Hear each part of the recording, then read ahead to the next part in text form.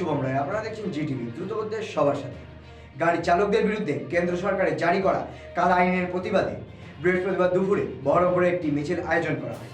মুর্শিদাবাদ জেলার ট্রাক ও শ্রমিক ইউনিয়নের নেতৃত্বে আন্দোলনকারীদের দাবি স্থগিত রাখা নয়, অবিলম্বে এই কালা আইন প্রত্যাহার করতে হবে সরকারিভাবে, না হলে আগামী দিনে আরও বৃহত্তর আন্দোলন ডাক দেওয়া হবে বলে অভিযোগ ট্রাক ও শ্রমিক ইউনিয়নের পক্ষ থেকে। জঘন্য কালা কানুন করেছে ড্রাইভারদেরকে। যদি কোনো মানুষ অ্যাক্সিডেন্ট হয় তাহলে তার জেল তো হবেই, তার সঙ্গে আবার 7 লক্ষ টাকা জরিমানা দিতে হবে।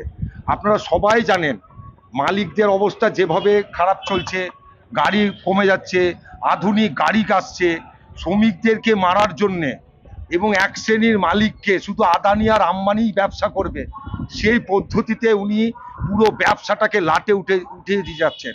অসংগঠিত শ্রমিকরা কতই বা মাইনা পায়, এবং মালিকরা যেভাবে তেল ডিজেলের দাম বেড়েছে আপনারা নিশ্চয়ই দেখেছেন।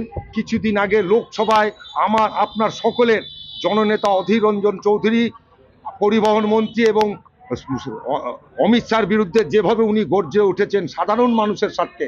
এইখানে তো শুধু সিপিএম, কংগ্রেস, বিজেপি সব রকম মালিকরাই কিন্তু ব্যবসা করে, সমর্থন যারা করে। তা আমরা চাইছি অবিলম্বে স্থগিত রাখলে হবে না।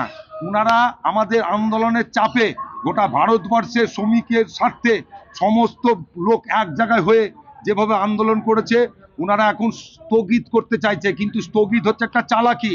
ভোট আসলে আবার করে আমরা চাইছি অবিলম্বে এটাকে একদম বাতিল করতে হবে। তাতে আমাদের যেখানে যেতে হয় সমস্ত মানুষ দল মত নির্বিশেষে আমাদের আন্দোলন চলবে। আজকে যে আমাদের এই আন্দোলনটা হচ্ছে সেটা মুর্শিদাবাদ জেলা ট্রাক শ্রমিক ইউনিয়নের নেতৃত্বে। আমরা এখনই এডিএম সাহেবের কাছে আমরা ডেপুটেশন দিতে যাচ্ছি। আপনারা এতক্ষণ দেখছিলেন জিটিভি, দ্রুত করতে সবার সাথে। জিটিভির নতুন নতুন খবরের আপডেট পেতে এক্ষুনি লগ ইন করুন www.gtvlivenews.com।